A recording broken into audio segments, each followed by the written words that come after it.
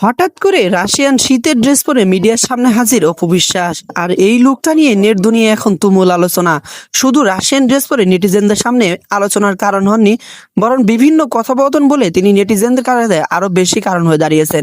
বিশেষ করে তিনি শাকিব খানের দ্বিতীয় স্ত্রী শবনম বুবলির দ্বিতীয় বাচ্চা ইস্যুতে বিভিন্ন কথোপকথন বলেছেন। এমনকি শাকিব খান বাবা নাকি অন্য কেউ এই ইস্যুতেও কথা বলেছেন, যেটা আমি ভিডিওর ডেসক্রিপশন বক্স এবং ভিডিওর আই বাটনে দিয়ে রাখবো, চাইলে সেই ভিডিওটা আপনারা দেখে আসতে পারেন।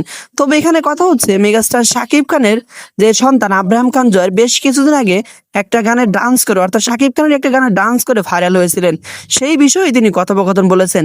তবে সবচেয়ে বড় কারণ হচ্ছে অপু বিশ্বাসের এই নতুন লুকটা। হঠাৎ করে নেটিজেনদের সামনে এমন ড্রেস পরে হাজির হওয়ার একমাত্র কারণে কিন্তু নিজেকে মিডিয়ার সামনে অন্যভাবে উপস্থাপন করা বলে নেটিজেনরা দাবি করতেছে। সবকিছু মিলে অপু বিশ্বাসের ব্যবহার, অপু বিশ্বাসের লুক, সবকিছু মিলে অপু বিশ্বাসকে নিয়ে নেটিজেনদের খুব ভালো পজিটিভ রিভিউ কিন্তু দিয়েছেন প্রত্যেকে। অনেকেই চাচ্ছেন মেগাস্টার শাকিব খানের সাথে অপু বিশ্বাস যেন দ্বিতীয়বার সংসার শুরু করেন। তবে এই ইস্যুটাও নিয়ে নেট দুনিয়ায় তুমুল আলোচনা কিন্তু ইতিমধ্যে চলছে। মেগাস্টার শাকিব খান কি আসলে অপু বিশ্বাসকে দ্বিতীয়বার বিবাহ করবেন, নাকি শুধুমাত্র এটা নেট দুনিয়ায় একটা গুঞ্জন মাত্র?